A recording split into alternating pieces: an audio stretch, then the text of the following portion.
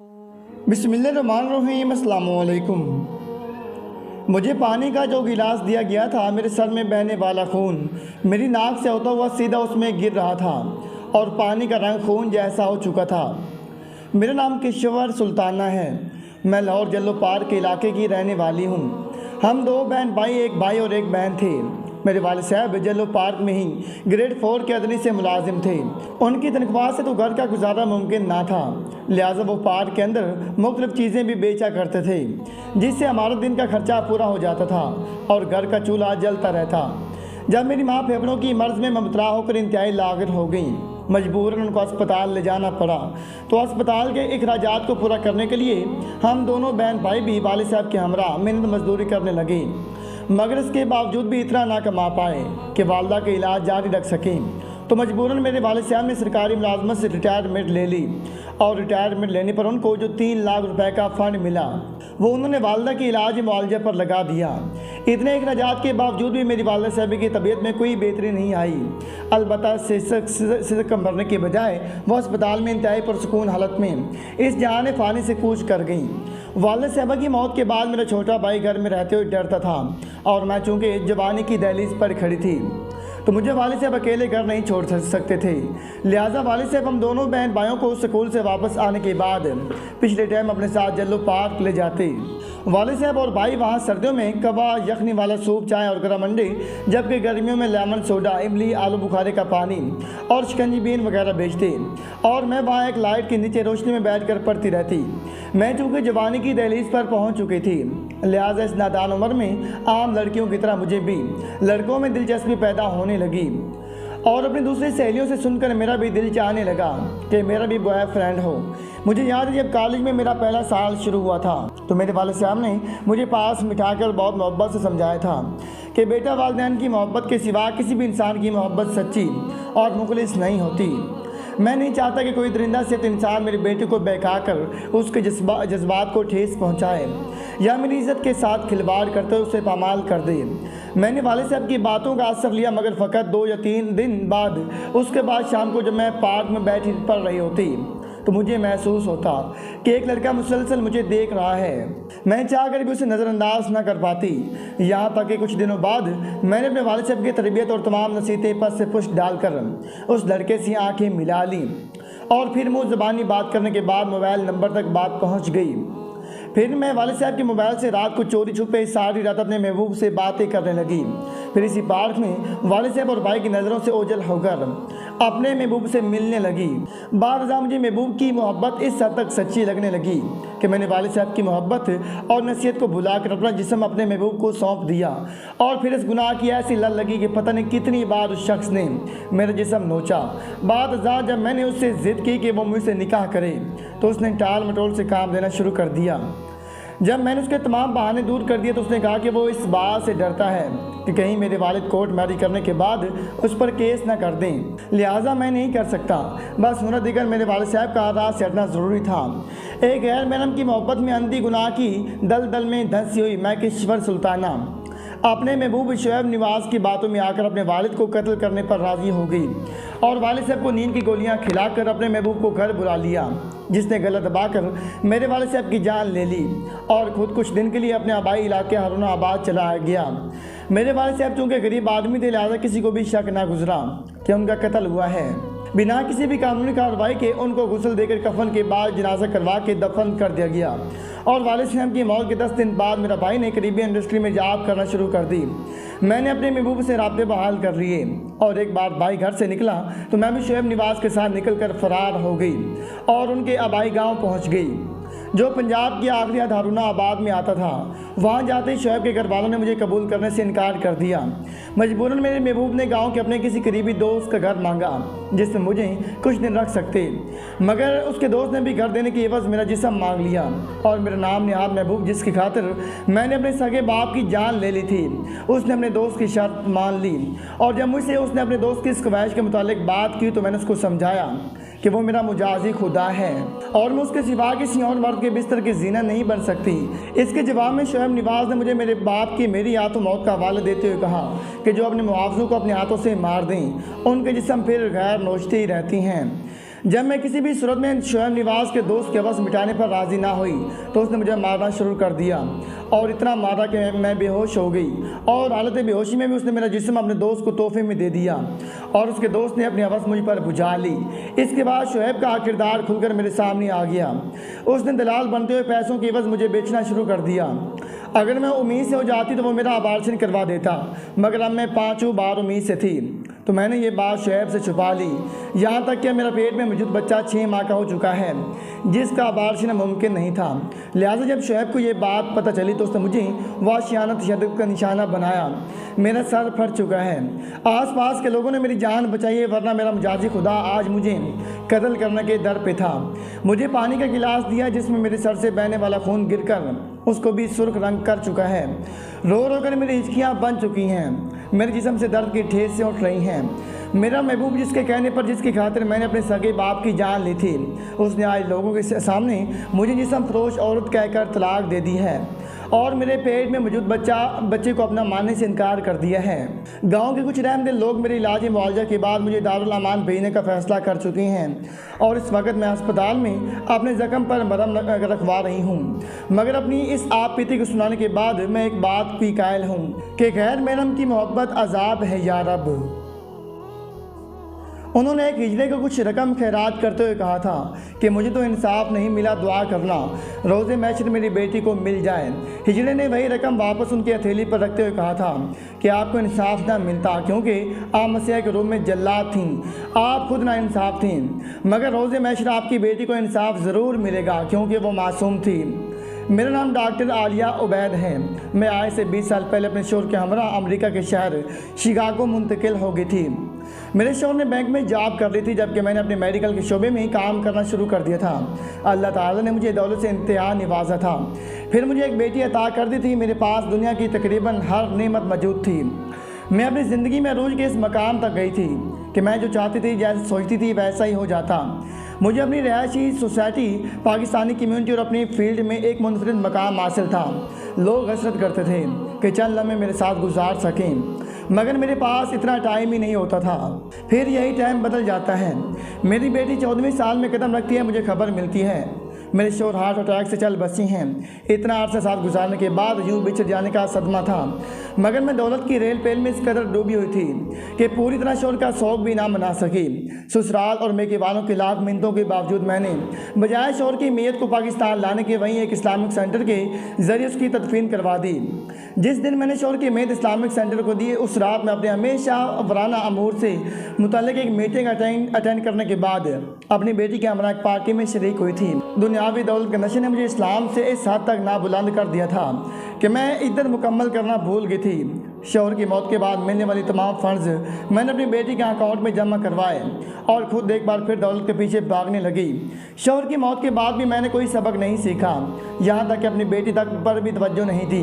मैं दौलत कमाने के पीछे अंधाधुंध भागने लगी, जबकि मेरी बेटी भी राह दह से भटक कर बेराह रवि पर चल निकली। जब मैंने बेटी पर तवज्जो दी तो तब तक बहुत देर हो चुकी थी। मेरी बेटी एक सियाफाम को अपना बॉयफ्रेंड बना चुकी थी, जबकि वो सियाफाम न सिर्फ मोहब्बत के नाम पर मेरी बेटी को इस्तेमाल कर रहा था, बल्कि मेरी बेटी के अकाउंट में मौजूद दौलत को भी हथियार रहा था। जब मुझे बेटी के अमाल का पता चला तो मेरे पाँव से ज़मीन निकल गई। मैंने इसके बाद बेटी पर लाख तवज्जो दी, मगर नाकाम रही। यहाँ तक कि मैंने बेटी पर सख्ती करना चाही। सख्ती करने के बावजूद मेरी बेटी बाज ना आई तो मैंने गुस्से में आकर बेटी पर हाथ उठा दिया। मेरी बेटी ने अपने दोस्त को कहकर कानून की मदद ली और मुझे गिरफ्तार करवा दिया। मैं अभी पुलिस कस्टडी में थी कि मेरी बेटी का हादसे में इंतकाल हो गया। मेरी बेटी की मौत ने मुझे हिला कर रख दिया। बेटी की मौत के बाद जब मुझे पता चला कि मेरी बेटी के अकाउंट में मौजूद तमाम रकम हथियार ली गई है तो मुझे यकीन हो गया मेरी बेटी की मौत हादसाती नहीं बल्कि उसे जानबूझकर कत्ल किया गया है। लिहाजा मैंने अपनी बेटी के सियाह फाम दोस्त के खिलाफ कानून की कार्रवाई करना चाही तो उल्टा मुझ पर सफ़ेद फार्म लोगों के कहने पर सियाह फार्म को तंग करने का इल्ज़ाम लग गया। मुझको सियाह और सफ़ेद फार्म लोगों को इश्ताल दिलवाकर फसादात करने के जुर्म में जेल भेज दिया गया। कुछ साल जेल में रहने के बाद जब मैं बाहर आई तो इस मुआशरे में मेरा रहना मुहाल हो गया। मजबूरन मुझे बची कुछ ही दौलत समेट कर मुझे पाकिस्तान शिफ्ट होना पड़ा। इसी पाकिस्तान जहाँ से जाते वक्त मैंने कहा था कि मैं मरकर भी इस मिट्टी पर नहीं आना चाहूँगी। आज मैं जंग पहुँची तो मैंने कुछ रकम खैरात के तौर पर एक हिजड़े को दी और कहा कि मैं तो अपनी बेटी को इस दुनिया में इंसाफ नहीं दिला सकी, मगर तुम दुआ करना कि रोज़े महशर मेरी बेटी को अल्लाह ताला इंसाफ दे दे। मेरी बात सुनकर हिजड़े ने वही रकम वापस मेरी हथेली पर रखी और कहा कि आप जितनी भी कोशिश कर लेती आपको इंसाफ कभी नहीं मिलता, क्योंकि आप मसीह के रूम में जल्लाद थीं, आप खुद नाइंसाफ़ थीं। अलबत्ता अल्लाह ताला आपकी बेटी को ज़रूर इंसाफ देंगे, क्योंकि अल्लाह ताला बेहतरीन इंसाफ करने वाला है। हिजड़े की बात सुनकर मुझे दुख कम और हरस ज़्यादा हुई थी कि इसको मेरे अमाल की खबर कैसे होगी। साथ ही मेरे कानों में मेरे साथी मुसलमान डॉक्टर जो कि सूडान से ताल्लुक़ रखते थे, उनके अल्फाज गूंजे थे कि आप अबार्शन करके एक जान ज़ाया करती हैं और इसके एवज़ पैसे लेती हैं, ये सरासर हराम है। याद रखना, आप ये हराम कमा तो लेगी मगर इस हराम को खा नहीं पाएंगी। आज अब एक हिजड़ी ने मुझे इतने तलख अल्फाज बोले तो मुझे अपने सूडानी कोलीग के अल्फाज याद आए थे कि जब उसकी तरफ से दी गई आयतो हदीस के दलाल के बावजूद मैंने अबार्शन करके मुँह मांगी रकम लेने का अमल जारी रखा तो उसने मुझे कहे थे वाकई मैंने सारी रकम नौमलूद बच्चों को माँ की कोख में कत्ल करके ही कमाई थी, और आज मेरे पास रकम तो थी मगर इस रकम को इस्तेमाल करने वाला कोई नहीं था। जो लोग सूद खाते हैं वो क़यामत में उठेंगे तो इस शख्स की तरह उठेंगे जिसे शैतान ने छूकर पागल बना दिया हो। मेरे सालिक रियाज बलोच नार्वे के एक ओल्ड होम में मुकीम था, जिससे आखिरी बार करीबी रिश्तेदारों में से उसकी बेटी मिलने आई थी। वो भी आए से 7 साल पहले। उसके बाद से वो किसी अपने से मुलाकात का मुंतज़िर था, मगर उसके तमाम अपने ऐश व इशरत की ज़िंदगी जीने में मसरूफ़ थे। मेरे सालिक रियाज बलोच का ताल्लुक़ गुजरात से था और वो बहुत बड़ी जागीरदार का बेटा था। अक्सर बड़ेलों की तरह उसकी आदत भी बिगड़ी हुई थी। जुल्म व जबरन को उसने तरबियत का नाम दे रखा था और अपने पालतू गुंडों के ज़रिए लोगों को घरों से उठाकर डेरे पर लाना, फिर उन पर बेईमानत तशद्दुद करना। अगर कोई गरीब उसे बद्दुआ देता तो वो अपने पालतू गुंडों की जानब से इशारा करके कहता कि इन सब लोगों की दुआएं मेरे साथ हैं, तुम्हारी बद्दुआ क्या कर सकती हैं। और फिर क्या क्या लगाते अपने पालतू गुंडों से कहता ये केस की ज़रा और तरबियत करो ताकि इसे पता चल जाए मीर सालिक रियाज बलोच को बद्दुआ पसंद नहीं। और बारे के टट्टू अपने आका के हुक्म पर गरीब आदमी को मार मार कर उम्र भर के लिए अपाहिज बना देते या फिर जान से मार देते थे। बदले में मीर सालिक बलोच किसी न किसी गरीब मिजारे की बेटी उठाकर उन्हें बख्श देता, जिससे वो राह रंगीन कर लेते। मीर सालिक रियाज बलोच एक गरीब मिजाज सज्जाद रांगू भी था, जो इंतहा का नेक सीरत और नमाज रोज़े का पाबंद था और ईमान के आखिरी दर्जे पर कायम रहते हुए मीर साले के जुल्म जबर को दिल ही दिल में बुरा ज़रूर कहता। मीर साले की इज्जत ज़रूर करता था, मगर आम लोगों की तरह ना तो हर वक्त उसके सामने हाथ बांधे सर झुकाए खड़ा रहता और ना ही कभी किसी पर होने वाले जुल्म को तमाम बहनों की तरह देखता था। उसका आम लोगों से मुख्तलिफ होना मीर साले को बहुत नागवार गुजरता था और वह हर लिहाज उसे जज करता रहता। कभी उसकी मेहनत पूरी न देता, कभी उसकी फसल उठा लेता। अगर वो उधार रकम लेता तो उस पर सूद लगा देता। वो हर लिहाज से सज्जाद रांगू को परेशान रखता, मगर इसके बावजूद कभी उसको अपनी मंशा के मुताबिक ना झुका सका, क्योंकि गम हो या खुशी कम हो या ज़्यादा सज्जाद रांगू से अल्लाह ताला की रज़ा व ता समझ के कबूल करता और अल्हम्दुलिल्लाह कहता। फिर एक दिन मेरे सालिक रियाज बलोच की नज़र सज्जाद रांगू की बेटी शुमाइला पर पड़ी, जो मुकम्मल जवान हो चुकी थी। अपने बाप की तरह खूबसूरत, शरीफ और इंतहाई मुत्तकी और परहेज़गार थी। मेरे सालिक रियाज बलोच ने उसको अपने बिस्तर की जीनत बनाने की ठानी, मगर सज्जाद रांगू की बेटी ने कभी मीर साले के शान और शौकत, जाओ जलाल और धन दौलत को नज़र उठाकर भी नहीं देखा था। उसे वालिद की कमाई से जो भी रूखी सूखी मिलती खा लेती और अल्लाह का शुक्र अदा कर देती। लिहाजा चाहकर भी मीर सालिक उसे अपनी दौलत की वजह से अपनी तरफ रागिब नहीं कर सका, तो उसने दूसरा रास्ता निकाला और शुमैला के वालिदैन से उसका हाथ मांग लिया, जिस पर सज्जाद रांगू ने खुद मीर सालिक से के सामने हाजिर होकर पहले माफ़ी मांगी और फिर अर्ज़ की कि मेरे मीर साहब आप वडेरी हैं और हम लोग पक्की वास हैं, हमारा आप क्या जोड़, अगर हम बरसों मेहनत भी कर लें तो भी आपके बराबर नहीं पहुंच सकते, क्योंकि ज़मीन से उठने वाला गर्दो गुबार जितना भी बुलंदी पर पहुंच जाए फिर भी चांद को छू नहीं सकता। इसके लिए माफ़ी चाहता हूं और अल्तिजा करता हूं कि आप मेरी बेटी के अलावा कहीं बराबर के लोगों में रिश्ता तलाश करें। मीर सालिक रियाज बलोच ने अपने मिजारे की बात सुनी और बज़ाहिर समझदार बनते हुए उसकी बात मान ली, मगर दिल ही दिल में शुमैला को बिस्तर पर लाने के दूसरे रास्तों पर गौर करने लगा। शुमई किस्मत के अब की बार सर्दियों में सज्जाद रांगू बीमार पड़ा और ऐसा बीमार पड़ा कि बिस्तर से उठ ना सका। उसे उसकी बीवी और बेटी ने सरकारी अस्पताल दाखिल करवाया, मगर सहूलियात ना होने की बुनियाद पर उन्होंने प्राइवेट अस्पताल ले जाने का कहा, तो माँ के इनकार के बावजूद शुमैला अपने वालिद साहब को इलाज के लिए प्राइवेट अस्पताल ले गई। घर में मौजूद जमा पूंजी खत्म हुई तो सज्जाद रांगू की बीवी ने रकम वडेरे से उधार पकड़कर अपने शोहर पर खर्च करना शुरू की। जबकि मज़ीद रकम की ज़रूरत पड़ी तो वडेरे ने साथ ही सूद का तकाजा भी कर दिया।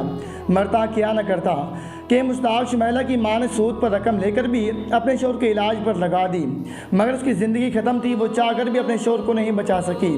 सजाद राघो की मौत के बाद उसके कफन दफन के लिए एक बार फिर रकम की ज़रूरत थी, लिहाजा उसकी बीवी एक बार फिर मीर सालिक रियाज बलोच के डेरे पर पहुंची और सूद पर मज़ीद रकम लेकर अपने शोहर के कफन दफन का इंतज़ाम कर दिया। उसका शोहर तो दफन हो गया, मगर फिर उम्र भर वो चौधरी सालिक रियाज बलोच का सूद कभी नहीं चुका पाई। असल रकम तो उसने कब की वापस कर दी थी, मगर सूद की रकम बढ़ते बढ़ते आप कर्ज की रकम से भी दोगुना हो चुकी थी। जबकि दूसरी तरफ मीर सालिक ने सारी रकम यकमुश्त अदा करने या बेटी मीर सालिक को देने की शर्त सामने रख दी और सजाद राघो की बीवी अपना आप बेचकर भी रकम अदा नहीं कर सकती। लिहाजा लाख कोशिशों के बावजूद भी अपनी बेटी को मीर रियाज जैसे दरिंदे से ना बचा सकी। मुकर्रर वक्त पर मीर सालिक शुमैला को उठाकर ले गया और शुमैला की मां अपनी बेटी की जुदाई में मर गई।